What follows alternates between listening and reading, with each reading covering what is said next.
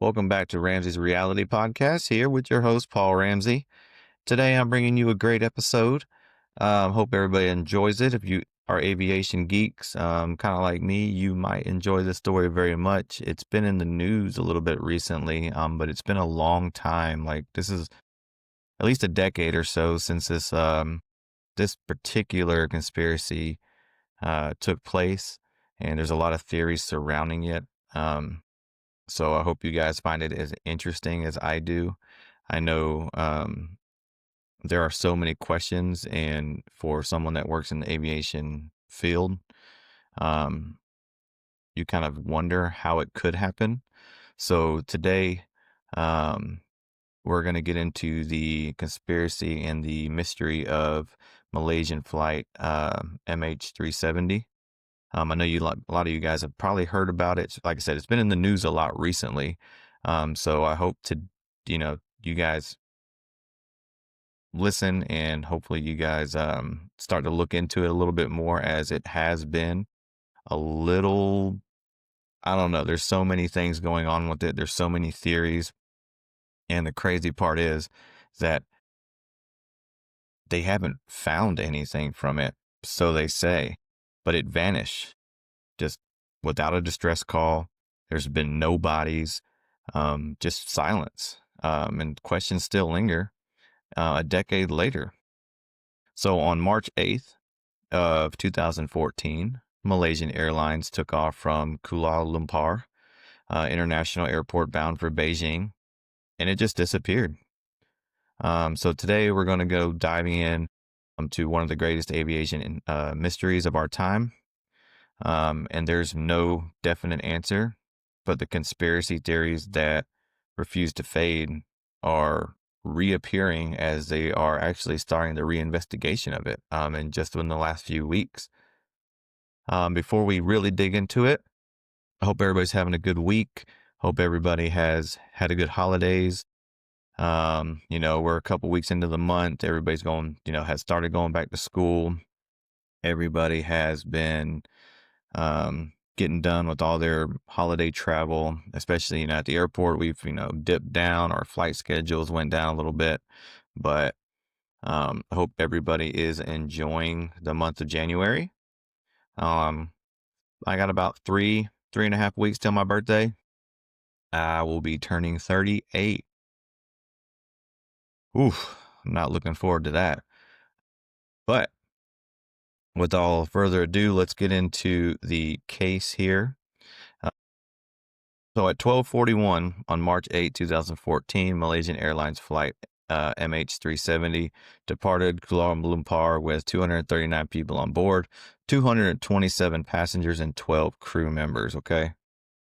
The aircraft was a Boeing 777-200ER, one of the most reliable aircraft ever built.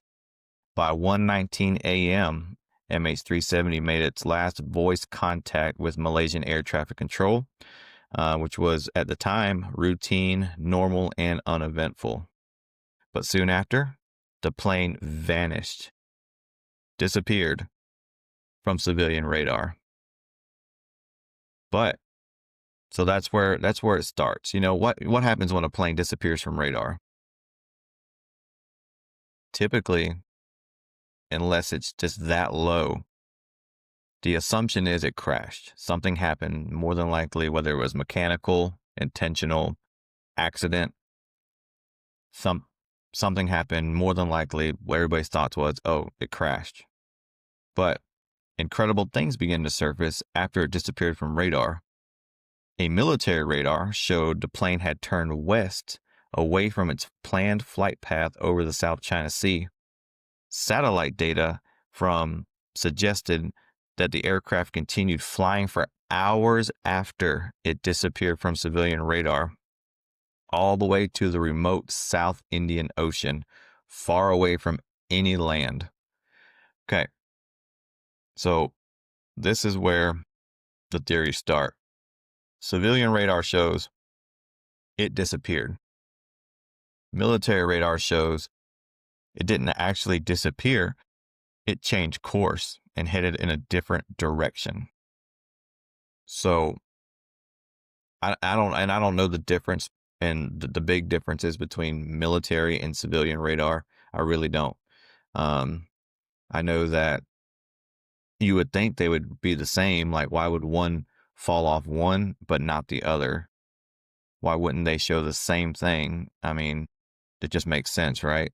Anyways, but despite massive search efforts, including dozens of nations with the most advanced oceanography, aircraft, and sonar technology, the main wreckage has never been found. Some debris washed upon shore, but it was, which was confirmed to be the MH370, but the main aircraft, the passengers, the flight recorders are still missing, which as we get into this, you'll kind of see because it just said they were confirmed to be MH370 pieces, but there's been a lot of people saying that that's not true. And again, I'm in the aviation industry. If you don't know how big a 777 aircraft is, it is one of the largest aircrafts on the planet. It is huge. How do you just lose it? How does it, one, if it did crash, how do you not find traces of it?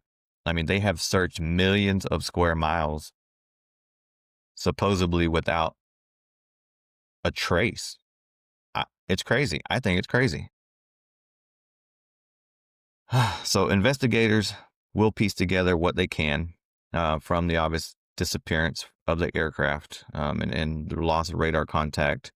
So radar data from Malaysia and there in Thailand and military sources, they're going to gather with satellite pings, not communications, but automated handshakes basically between the plane and the Immersat satellites. Ocean drift models from recovered debris. They're going to take all these into account, from what they have, and they're going to look in to see basically why this plane disappeared. But there's a catch, okay? They could only estimate a broad search area because they have a location of where it lost contact, and then they have a location of which the plane turned and went to a remote area in the south, in the Indian Ocean. So there's hundreds, if not millions, of square miles that they now have to search. Okay. So it's not like it crashed off the coast of the, east coast of America and they only have to search that corner. Like it crashed in the middle of the ocean, like in an ocean with nowhere near land. Or they say it crashed. That's what they think happened. I'm not saying it crashed because to this day we still don't know. Um, and after years and billions of dollars spent, they actually suspended the search without finding any of the main wreckage from this aircraft. Then of the vacuum of information and uncertainty is where all the speculation thrives. So up to this point, and this is what this is where we start getting to the different conspiracies. There's like 3 or 4, if not 5 or more. There was no distress call. The plane itself, per military radar, says it diverted sharply from its main course.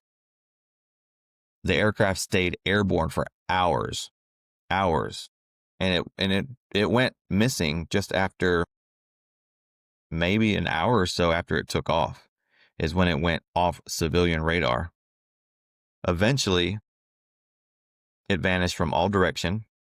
Again, no wreckage has been found, no black boxes, no people, which raises the question, what could have caused MH370 to just disappear or vanish completely?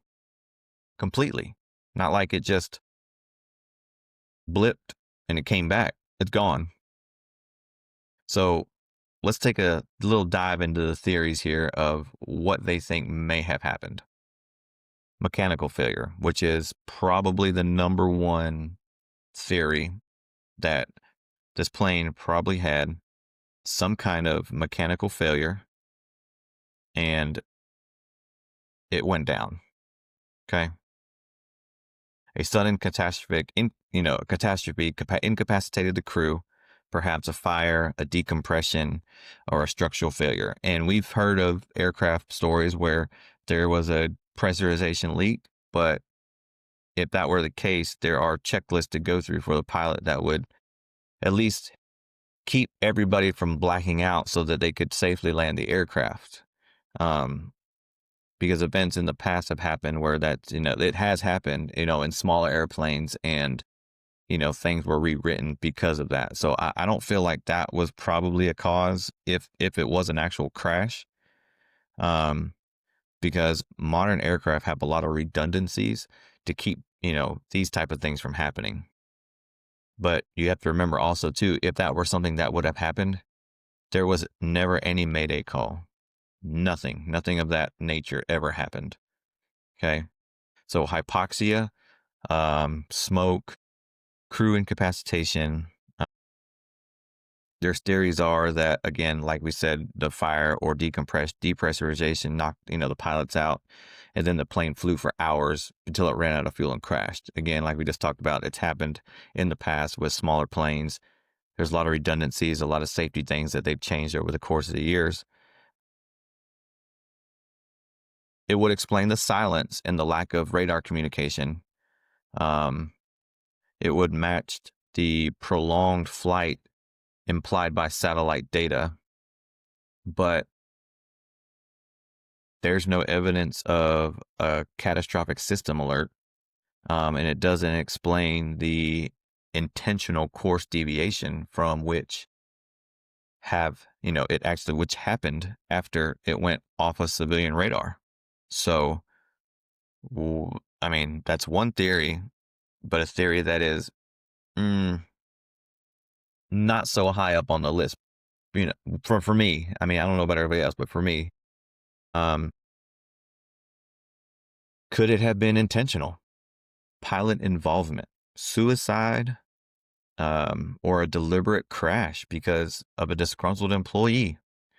Um, there was a sharp turn, a deviated course, a course that seemed deliberately changed, um, in an aircraft that was absolutely capable of being manually flown, not an aircraft that would rely on autopilot or technology. Now, the arguments to this theory is there's no clear motive established for a pilot suicide, and both pilots passed thorough background checks.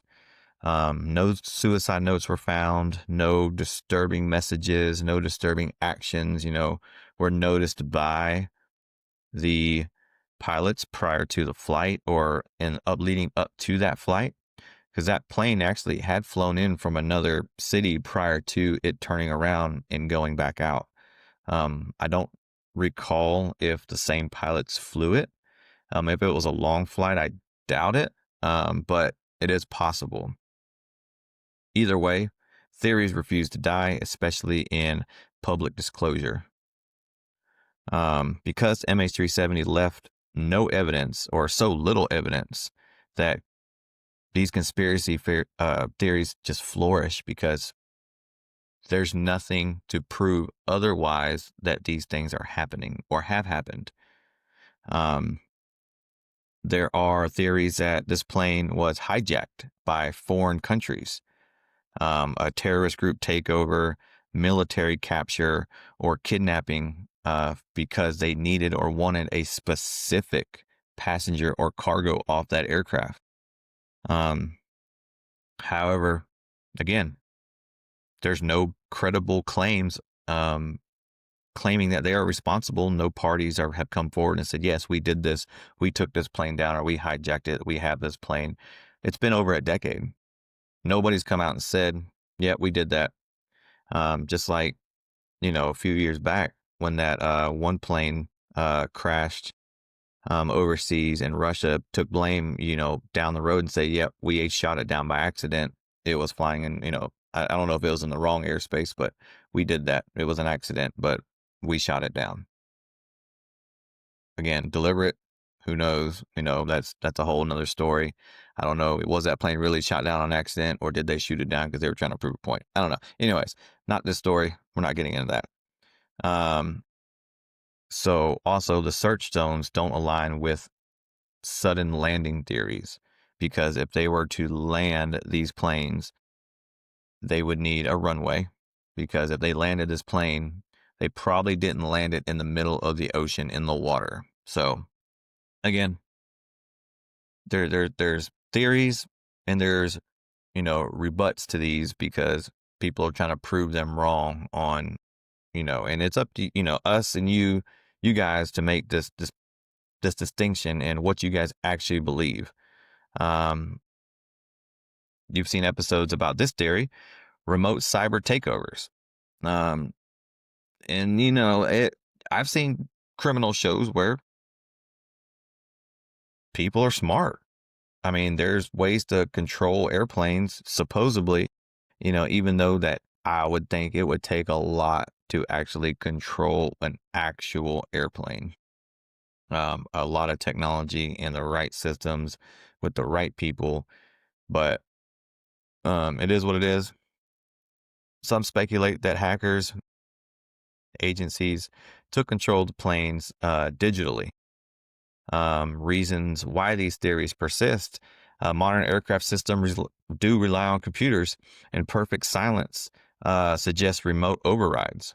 So, a tech savvy agency or government took over the plane's technology, shut all the comms down, and remotely controlled this plane and gave pilots no ability to control where it went and how it flew. I mean, it is wild, but it's something to think about. Turn your cell phone off when you fly or put it in airplane mode. I don't know what to tell you. Anyways, just a thought. Uh, Commercial jets do have systems that are isolated from passenger Wi-Fi's, and no evidence. There is no evidence of a known exploit of this type of technology, at least on commercial airplanes. The third theory is a secret military operation or capture, as we'll say. A dramatic claim argues that MH370 was intercepted by a nation's military for motives ranging from stealing technology or covering up geopolitical secrets. Sorry, as China, geological, geographic, geopolitical. I didn't know there were so many geo words. Um, Countries often named in variant theories fit the United States, China, Russia, Pakistan, the normal players, we're sitting at a poker table. These are the countries that are going to be there trying to deal, see who has the bigger hand. In these narratives, MH370, they're saying potentially was forced down, hidden, and hidden passengers for negotiation leverage. Of course, no evidence of any nation has disclosed classified interception logs or proof of captures. So, I mean, the theories go on and on and on. Which cargo cargo conspiracy, hidden freight. We've seen this in the past. His focus is not on the passengers, but on what the plane was actually carrying. From rare metals, biological materials, secret military contraband, theorists claim that MH370's cargo promoted in the disappearance was based on things that the cargo hold, not passengers themselves, were actually carrying and where they were going. Widely speculative claims involve nuclear materials, pathogens, and secret weapon technologies. Now, this is a believable theory, just because most airlines do ship things, cargo, for a lot of different people. Now, there are limitations. Obviously, dangerous goods, stuff like that, are not going to be allowed. Certain dangerous goods are not going to be allowed to be shipped by air. I'm sure some of those things will be put it on cargo boats or, private planes that are willing to take that risk. But a lot of commercial planes only go up so far into what they will carry on them. So the likelihood of it being something that premium, I don't think fits this particular theory, but again, everything is on the table considering there is no proof. Nothing has been found from this plane, people, material, anything. So again, the theory claims this is what it is. It's again, it's up to us to figure out who do we believe. This one is far fetched. Take it after this picture behind me of the alien that potentially it was an alien abduction. Extraterrestrial interface, UFO sightings, exotic propulsion theories, teleportation claims. This one is a little more far fetched. I don't think this is really the way we're going with this, but it is another theory, and it is something that people claim could have potentially happened to this aircraft. Um, Obviously, and these tend to pop up when all conventional theories fail. But they squarely remained realm of suspect just because, again, no proof. Okay. Then we're going to dive a little deeper into the wormhole here. Okay. Black hole, quantum warp, multiverse theories. Some online thinkers blending physics terms with mystery suggest MH370 slipped into another dimension and swallowed by a localized space-time anomaly. Now, I'm just going to tell you, be straight up with you guys. No. I mean, comment, like, share something I don't know. Tell me I'm wrong. But no, this is not one of those that I believe. It is not one that I feel is pertinent or possible in this case because I feel like it was something shadier. I feel that's just me. Again, that's just me. But no. So why does MH370 still fascinate the world? Well, one, there was no closure, no conclusive crash site, no recordings, no definite cause.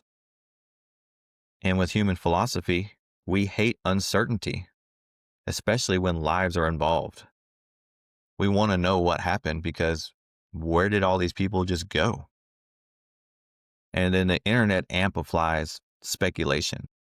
Memes, forums, viral videos all spread theories faster than facts. Institutional silence creates space for suspicion, where official answers stop and conspiracies begin. So what's next? Despite the official search being suspended, and independent researchers continue to pursue answers. Some suggest that there are, which you've seen in the news, have been renewed deep sea searches. They got fresh eyes looking at these satellite data, and they are re-examining debris in light of ocean currents. The ocean holds the truth, but it's huge, you guys. It's vast. You guys know the ocean is huge. If you're a needle in a haystack when you're in the middle of the ocean, hundreds of miles, if not thousands of miles away from the land. And it holds secrets well. I don't know what happened to this plane. We can speculate all day. I don't know who's to blame. I would hate to think it was intentional. I would hate to think there's a pilot error. But it's hard to argue, at least with what little facts that we have when it comes to disappearing from civilian radar and turning deliberately in the wrong direction from its flight path until it again disappears from radar in the South Indian Ocean. It just doesn't. The MH370 just didn't disappear from the sky. It disappeared from explanation. For some, the lack of evidence is very frustrating. It is. I mean, if you were if your family members were on that plane, it would be extremely frustrating to know nobody knows what happened and nobody could give you answers on where this plane could have went. Um, from others, it's an invitation to imagine what might be, and some of these far-fetched theories. And today, the only certain thing is uncertainty in this particular case, in theory, because we don't know. And sometimes that's the most haunting mystery of all.